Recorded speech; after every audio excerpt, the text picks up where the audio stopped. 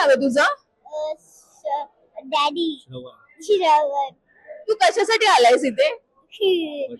बर्थडेसाठी आलाय. मी कल्पेश काकाच्या बर्थडे आलोय साहेबांच्या बर्थडेसाठी आलोय. तुला कोणी सांगितलं आज इकडे यायचं इथे?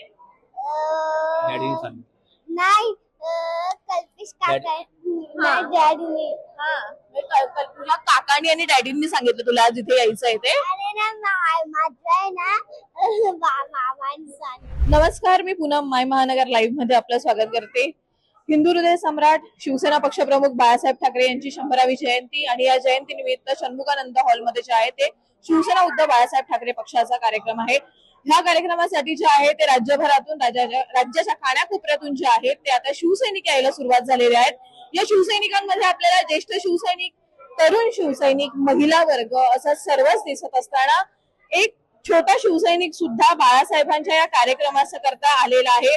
त्याच्याशी जाणून घेऊयात नेमका तो आज या कार्यक्रमाकरता कशासाठी आलेला आहे, त्याचं नाव काय आणि तो कुठून आलाय ते. हाय, काय नाव आहे तुझं? डॅडी श्रावण.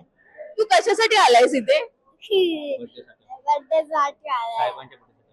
मी कल्पेश काकाच्या बर्थडेसाठी आलोय साहेबांच्या बर्थडेसाठी आलोय. तुला कोणी सांगितलं आज इकडे यायचं इथे?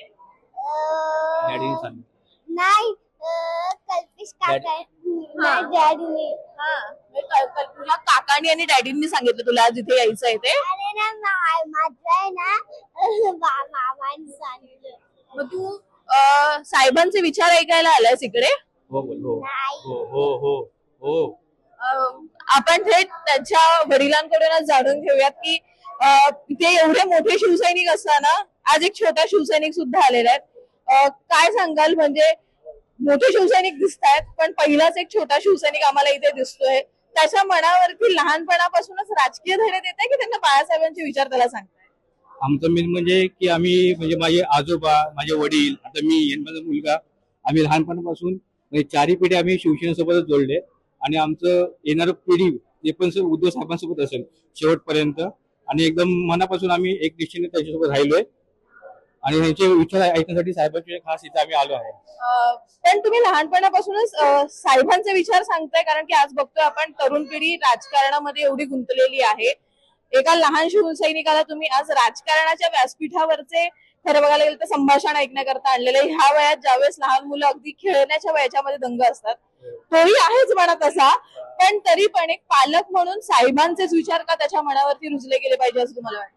कारण की मेन म्हणजे कसं आहे, आमचं पिढ्यात सगळं साहेबांच्या थ्रूच सगळं चालू. उद्धव साहेब, बाळासाहेब यांच्या थ्रू सगळं चालूच आहे.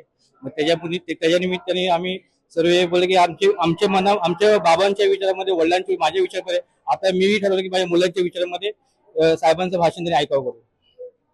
अर्थातच नक्कीच त्यांचं म्हणणं आहे की आमच्या 4 पिढ्या ज्या आहेत ते ह्या साहेबांचे विचार ऐकण्यात गेले. अर्थातच ही लहान पिढी जी आता पुढे जाऊन भविष्य असणार आहे या देशाचं, सो त्याच्यामुळे त्यांचं म्हणणं हेच आहे की त्याच्या मनावरही साहेबांचे विचार रुजावेत, त्यालाही साहेबांचे विचार काय आहेत ते कळावेत. राज्यातल्या इतर बातम्या व इतर घडामोडी जाणून घेण्याकरता आपण आमच्या माय महानगर लाईव्ह या युट्यूब चॅनलला फॉलो करायला आणि सबस्क्राईब करायला विसरू नका. धन्यवाद.